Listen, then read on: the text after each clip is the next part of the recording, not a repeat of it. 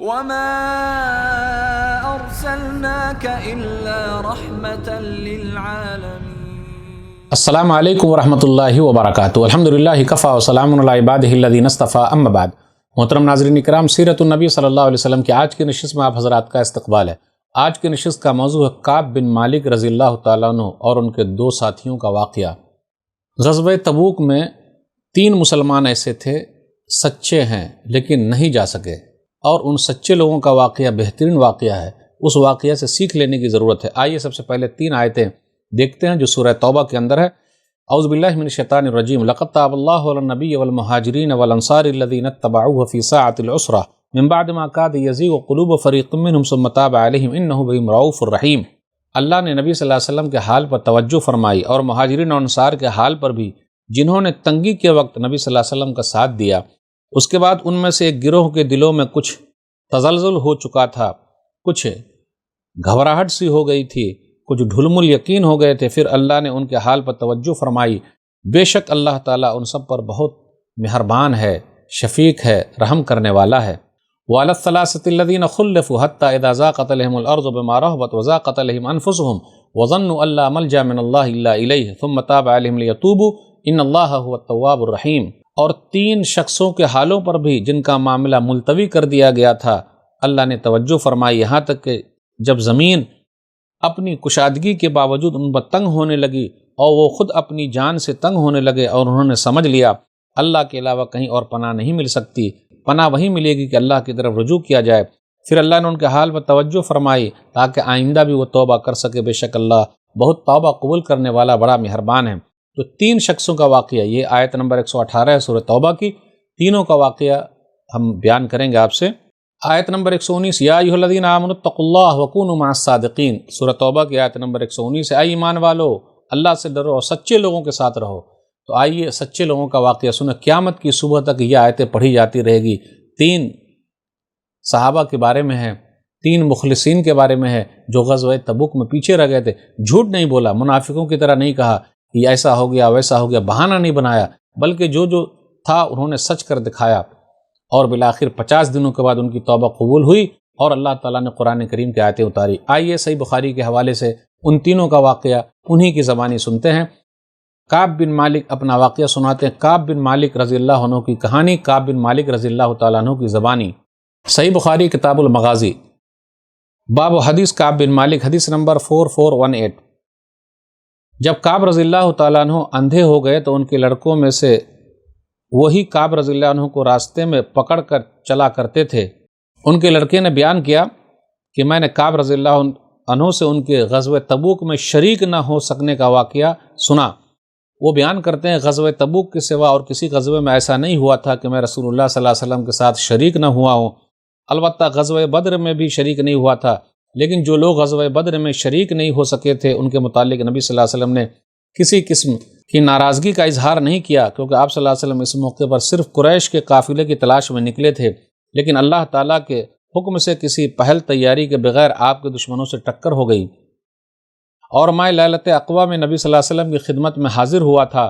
یہ وہی رات ہے جس میں ہم نے مکہ میں اسلام کے لیے عہد کیا تھا، اور مجھے تو یہ غزوہ بدر سے بھی زیادہ عزیز ہے، اگرچہ بدر کا لوگوں کی زبانوں پر چرچا زیادہ ہے۔ میرا واقعہ یہ ہے کہ میں اپنی زندگی میں کبھی اتنا طاقتور اور اتنا مالدار نہیں تھا جتنا اس موقع پر تھا، جبکہ میں نبی صلی اللہ علیہ وسلم کے ساتھ تبوک کے غزوے میں شریک نہیں ہو سکا تھا۔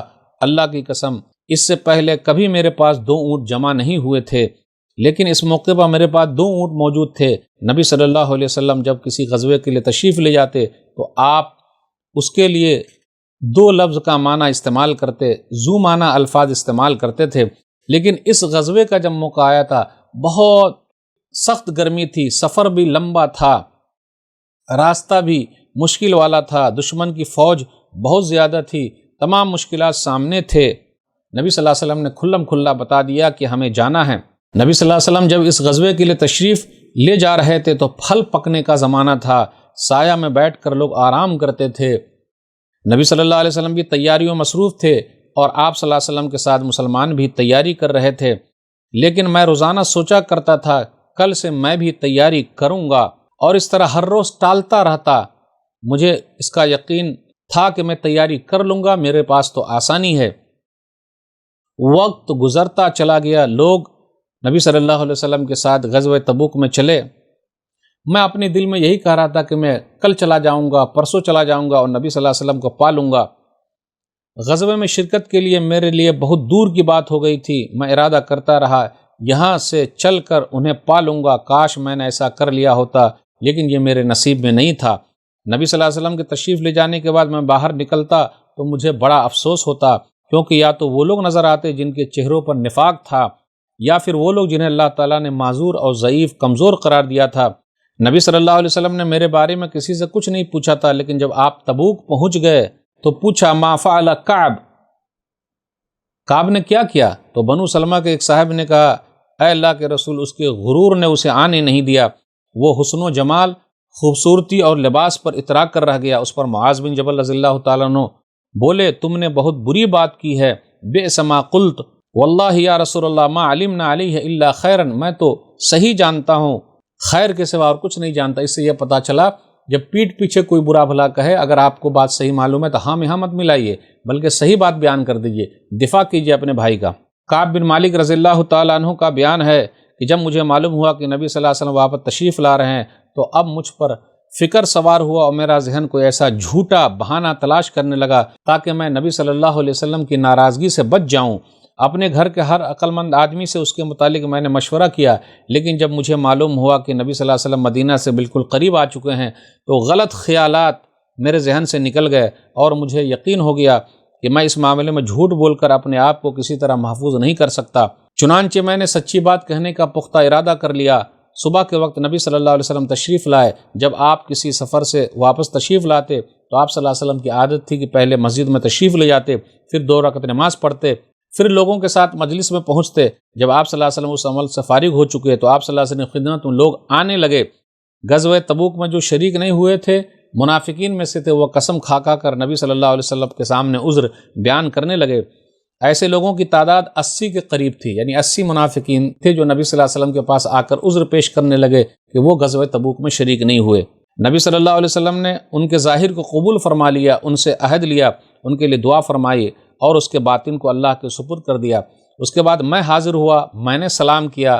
کعب بن مالک رضی اللہ تعالیٰ عنہ کہتے ہیں تو نبی صلی اللہ علیہ وسلم مسکرائے۔ آپ صلی اللہ علیہ وسلم کی مسکراہٹ میں ذرا ناراضگی تھی۔ آپ صلی اللہ علیہ وسلم نے فرمایا آؤ، میں چند قدم چل کر آپ صلی اللہ علیہ وسلم کے سامنے بیٹھ گیا۔ آپ صلی اللہ علیہ وسلم نے مجھ سے فرمایا تم غزوہ میں کیوں شریک نہیں ہوئے؟ کیا تم نے کوئی سواری نہیں خریدی تھی؟ میں نے عرض کیا میرے پاس سواری موجود تھی۔ اللہ کی قسم اگر میں آپ صلی اللہ علیہ وسلم کے سوا کسی دیندار شخص کے سامنے آج بیٹھا ہوتا تو کوئی نہ کوئی عذر بہانہ گڑھ کر اس کی ناراضگی سے بچ سکتا تھا۔ مجھے خوبصورتی کے ساتھ گفتگو کا سلیقہ بھی آتا ہے، میں بات کرنا جانتا ہوں، لیکن اللہ کی قسم مجھے یقین ہے کہ اگر آج میں آپ کے سامنے کوئی جھوٹا عذر پیش کیا اور آپ کو راضی کر لیا تو بہت جلد اللہ تعالیٰ آپ کو مجھ سے ناراض کر دے گا۔ اللہ کی قسم مجھے کوئی عذر نہیں تھا، اللہ کی قسم اس وقت سے پہلے کبھی میں اتنا اچھا نہیں تھا، خوشحال نہیں تھا، اور پھر بھی آپ صلی اللہ علیہ وسلم کے ساتھ غزوے میں شریک نہیں ہو سکا۔ نبی صلی اللہ علیہ وسلم نے فرمایا انہوں نے سچی بات بتا دی، اچھا اب جاؤ یہاں تک کہ اللہ تعالیٰ تمہارے بارے میں کوئی فیصلہ کر دے۔ میں اٹھ کے چلا گیا اور میرے پیچھے بنو سلمہ کے کچھ لوگ بھی دوڑے ہوئے آئے، مجھ سے کہنے لگے اللہ کی قسم ہمیں تمہارے متعلق یہ معلوم نہیں تھا کہ اس سے پہلے تم نے کوئی گناہ کیا ہے اور تم نے کوئی بڑی کوتاہی کی ہے۔ نبی صلی اللہ علیہ وسلم کے سامنے ویسا ہی کوئی عذر بیان نہیں کیا جیسا کہ دوسرے لوگوں نے بیان کیا ہے۔ تمہارے گناہ کے لیے نبی صلی اللہ علیہ وسلم کا استغفار بھی کافی ہو جاتا، نبی صلی اللہ علیہ وسلم بخشش طلب کر لیتے۔ اللہ کی قسم ان لوگوں نے مجھے اس پر اتنی ملامت کی کہ مجھے خیال آیا کہ واپس جا کر نبی صلی اللہ علیہ وسلم سے کوئی جھوٹا عذر بہانہ پیش کر دوں۔ پھر میں ان سے پوچھا کیا میرے علاوہ کسی اور نے مجھ جیسا عذر کیا؟ انہوں نے کہا ہاں 2 حضرات اور ہیں جس نے تمہاری ہی طرح عذر پیش کیا ہے۔ میں نے پوچھا ان کے نام کیا؟ انہوں نے کہا مرارہ بن ربی اور ہلال بن امیہ۔ تو 3 ایسے صحابہ تھے جو غزوہ تبوک میں پیچھے رہ گئے، اور یہ مخلصین تھے، سچے تھے، لیکن پیچھے رہ گئے۔ کعب بن مالک، ہلال بن امیہ، مرارہ بن ربی، ان میں سے صرف ہم 3 تھے۔ لوگ ہم سے الگ رہنے لگے اور سب لوگ بدل گئے۔ ایسا نظر آتا تھا ہم سے ساری دنیا بدل گئی ہے، ہمارا اس سے کوئی واسطہ نہیں۔ 50 دن تک ہم اسی طرح رہے۔ میرے 2 ساتھیوں نے تو اپنے گھروں سے نکلنا ہی چھوڑ دیا، بس روتے رہتے تھے لیکن میرے اندر ہمت تھی کہ میں باہر نکلتا تھا، مسلمانوں کے ساتھ نماز میں شریک ہوتا تھا، بازاروں میں گھومتا رہتا تھا، لیکن مجھ سے کوئی بولتا نہ تھا۔ نبی صلی اللہ علیہ وسلم کی خدمت میں حاضر ہوتا، آپ صلی اللہ علیہ وسلم کو سلام کرتا، جب آپ صلی اللہ علیہ وسلم مجلس میں بیٹھتے تو سلام کرتا، میں اس جستجو میں لگا رہتا کہ نبی صلی اللہ علیہ وسلم کے مبارک ہونٹ سلام کے جواب میں ہلے ہیں کہ یا نہیں ہلے ہیں۔ پھر آپ کے قریب ہی نماز پڑھنے لگتا اور آپ کو ترچھی نگاہ سے، کنکھیوں سے دیکھتے رہتا۔ جب میں اپنی نماز میں مشغول ہو جاتا تو نبی صلی اللہ علیہ وسلم میری طرف دیکھتے، لیکن جو ہی میں آپ کی طرف دیکھتا آپ اپنا چہرہ پھیر لیتے تھے۔ آخر جب اس طرح لوگوں کی بے رخی بڑھتی گئی تو میں ایک دن ابو قتادہ رضی اللہ عنہ کے باغ کی دیوار پر چڑھ گیا۔ وہ میرے چچا زاد بھائی اور مجھ سے بہت گہرا تعلق رکھنے والے تھے۔ میں نے انہیں سلام کیا، لیکن اللہ کی قسم انہوں نے بھی میرے سلام کا جواب نہیں دیا۔ میں نے کہا ابو قتادہ تمہیں اللہ کی قسم کیا تم نہیں جانتے کہ اللہ اس کے رسول سے مجھے کتنی محبت تھی؟ انہوں نے کوئی جواب نہیں دیا۔ میں نے دوبارہ ان سے یہی سوال کیا اللہ کی قسم دے کر، لیکن اب بھی وہ خاموش تھے۔ پھر میں نے اللہ کا واسطہ دے کر ان سے یہی سوال کیا، انہوں نے صرف اتنا کہا کہ اللہ کے رسول صلی اللہ علیہ وسلم زیادہ جانتے ہیں۔ اس پر میرے آنکھوں سے آنسو نکل آئے، میں واپس چلایا اور دیوار پر چڑھ کر نیچے باہر اتر آیا۔ انہوں نے بیان کیا کہ ایک دن مدینہ کے بازار میں جا رہا تھا کہ شام کا ایک دیہاتی جو غلہ بیچنے کے لیے مدینہ آیا تھا پوچھ رہا تھا کعب بن مالک کہاں رہتے ہیں؟ لوگوں نے میری طرف اشارہ کیا، وہ میرے پاس خط لے کر آیا۔ غسان کے بادشاہ نے لکھا تھا اما بعد، مجھے معلوم ہوا ہے کہ تمہارے صاحب یعنی نبی صلی اللہ علیہ وسلم تمہارے ساتھ زیادتی کر رہے ہیں۔ اللہ نے تمہیں کوئی ذلیل نہیں پیدا کیا ہے کہ تمہارا حق ضائع کیا جائے، تم ہمارے پاس آ جاؤ، ہم تمہارے ساتھ بہتر سے بہتر سلوک کریں گے۔ جب میں نے یہ خط پڑھا تو میں نے کہا یہ ایک اور امتحان آ گیا۔ میں نے اس خط کو تندور میں جلا دیا۔ ان 50 دنوں میں جب 40 دن گزر گئے تو رسول اللہ صلی اللہ علیہ وسلم کے ایلچی میرے پاس آئے اور کہنے لگے نبی صلی اللہ علیہ وسلم نے حکم دیا ہے کہ تم اپنی بیوی سے قریب نہ جاؤ، تم اپنی بیوی سے الگ ہو جاؤ۔ میں نے پوچھا اسے طلاق دے دوں؟ انہوں نے کہا نہیں، جدا ہو جانا ہے، ان کے قریب نہ جاؤ۔ میرے دونوں ساتھیوں کو جنہوں نے میری طرح معذرت کی تھی ان کا بھی یہی حال تھا۔ میں نے اپنی بیوی سے کہا اب تم اپنے میکے چلی جاؤ اور تم اس وقت تک وہیں رہو جب تک کہ اللہ تعالیٰ کوئی فیصلہ نہ فرما دے۔ کعب بن مالک رضی اللہ تعالیٰ عنہ کہتے کہ ہلال بن امیہ کی بیوی نبی صلی اللہ علیہ وسلم کی خدمت میں حاضر ہوئی اور کہنے لگی اے اللہ کے رسول صلی اللہ علیہ وسلم، ہلال بن امیہ بہت ہی بوڑھے ہیں اور کمزور ہیں، ان کے پاس کوئی خادم بھی نہیں ہے، کیا اگر میں ان کی خدمت کروں تو آپ ناپسند فرمائیں گے؟ دیکھا بیوی خدمت کرنے والی۔ نبی صلی اللہ علیہ وسلم فرمایا صرف وہ تم سے صحبت نہ کرے۔ انہوں نے عرض کی اللہ کی قسم وہ تو کسی چیز کے لیے حرکت بھی نہیں کر سکتے ہیں، جب سے یہ آپ کی طرف سے ناراضگی ہوئی ہے وہ دن ہے اور آج کا دن ہے، آنسو تھمتے ہی نہیں، وہ روتے ہی رہتے ہیں۔ میرے گھر کے بعض لوگوں نے کہا جس طرح ہلال بن امیہ کی بیوی کو ان کی خدمت کرتے رہنے کی اجازت نبی صلی اللہ علیہ وسلم نے دے دی ہے، آپ بھی اسی طرح کی اجازت نبی صلی اللہ علیہ وسلم سے لے لیجئے۔ کعب بن مالک رضی اللہ تعالیٰ عنہ کہتے میں نے کہا اللہ کی قسم میں اس کے لیے نبی صلی اللہ علیہ وسلم سے اجازت نہیں لوں گا، میں جوان ہوں، معلوم نہیں جب سے اجازت لینے جاؤں تو نبی صلی اللہ علیہ وسلم کیا فرمائیں۔ اس طرح 10 دن اور گزر گئے اور جب سے نبی صلی اللہ علیہ وسلم نے ہم سے بات چیت کرنے کی ممانعت کر دی تھی، کوئی بات چیت نہیں کرے گا، ان کے 50 دن پورے ہو گئے۔ 50ویں رات کی صبح کو جب میں فجر کی نماز پڑھ چکا اور اپنے گھر کی چھت پر بیٹھا ہوا تھا، اسی طرح جیسا کہ اللہ تعالیٰ نے ذکر کیا میرا دم گھٹا جا رہا تھا اور زمین اپنی تمام وسعتوں کے باوجود میرے لیے تنگ ہوتی جا رہی تھی کہ میں نے ایک پکارنے والے کی آواز سنی۔ وہ پہاڑ پر چڑھ کر بلند آواز سے کہہ رہا تھا اے کعب بن مالک تمہیں بشارت ہو، ابشر بخیر یوم مر علیک منذ ولدتک امک۔ وہ کہتے ہیں کہ یہ سنتے ہی سجدے میں جا گرا اور مجھے یقین ہو گیا کہ اب اللہ تعالیٰ نے ہمارے لیے راستے کھول دیے ہیں اور فراخی کے دن، تنگی کے دن ہمارے ختم ہو گئے، خوشحالی کے دن آ گئے۔ لوگ میرے یہاں بشارت دینے کے لیے اور میرے 2 ساتھیوں کو بھی جا کر بشارت دی، خوشخبری سنائی۔ ایک صاحب زبیر بن عوام رضی اللہ عنہ اپنا گھوڑا دوڑائے آ رہے تھے، ادھر قبیلہ بنِ اسلم کے ایک صحابی نے پہاڑی پر چڑھ کر آواز دی اور آواز گھوڑے سے زیادہ تیز تھی۔ جس صحابی نے صلہ پہاڑی پر سے آواز دی تھی، جب وہ میرے پاس بشارت دینے آئے تو اپنے دونوں کپڑے اتار کر اس بشارت کی خوشخبری دی۔ اللہ کی قسم کہ اس وقت ان دونوں کپڑوں کے سوا دینے کے لائق اور میرے پاس کوئی چیز نہیں تھی، یعنی دونوں کپڑے اتار کر میں نے اس آدمی کو دے دیا جنہوں نے خوشخبری سنائی۔ پھر میں نے ابو قتادہ رضی اللہ تعالیٰ عنہ سے 2 کپڑے مانگ کر پہنے اور نبی صلی اللہ علیہ وسلم کی خدمت میں حاضر ہوا۔ جوک در جوک لوگ مجھ سے ملاقات کرتے آ رہے ہیں اور مجھے توبہ کی قبولیت پر بشارت دیتے جا رہے ہیں۔ کہتے ہیں کہ اللہ کی بارگاہ میں توبہ کی قبولیت مبارک ہو۔ کعب رضی اللہ تعالیٰ عنہ بیان فرما آخر میں مسجد میں داخل ہوا، نبی صلی اللہ علیہ وسلم تشریف رکھتے تھے، چاروں طرف صحابہ کا مجمع تھا۔ طلحہ بن عبید اللہ دوڑ کر آئے، میری طرف بڑھے، مجھ سے مصافحہ کیا، مبارکباد دی۔ اللہ کی قسم وہاں موجود مہاجرین میں سے کوئی بھی ان کے سوا میرے آنے پر کھڑا نہیں ہوا۔ طلحہ رضی اللہ تعالیٰ عنہ کا یہ احسان میں کبھی نہیں بھولوں گا۔ کعب رضی اللہ تعالیٰ عنہ نے بیان کیا کہ جب میں نبی صلی اللہ علیہ وسلم کو سلام کیا تو آپ صلی اللہ علیہ وسلم نے فرمایا اس مبارک دن کے لیے تمہیں بشارت ہو جو تمہاری عمر کا سب سے مبارک دن ہے۔ انہوں نے بیان کیا کہ میں نے عرض کیا اللہ کے رسول یہ بشارت آپ کی طرف سے ہے یا اللہ کی طرف سے؟ فرمایا نہیں بلکہ اللہ کی طرف سے ہے۔ نبی صلی اللہ علیہ وسلم جب کسی بات پر خوش ہوتے تو آپ کا چہرہ مبارک روشن ہو جاتا، ایسا جیسے چاند کا ٹکڑا ہو۔ آپ کی مسرت ہم تو چہرہ مبارک سے سمجھ جاتے تھے۔ پھر میں آپ کے سامنے بیٹھ گیا تو عرض کیا یا رسول اللہ، اپنی توبہ کی قبول ہونے کی خوشی میں اپنا مال اللہ اس کے رسول کے راہ میں صدقہ کر دوں؟ آپ صلی اللہ علیہ وسلم فرمایا لیکن کچھ مال اپنے پاس بھی رکھ لو، یہ زیادہ بہتر ہے۔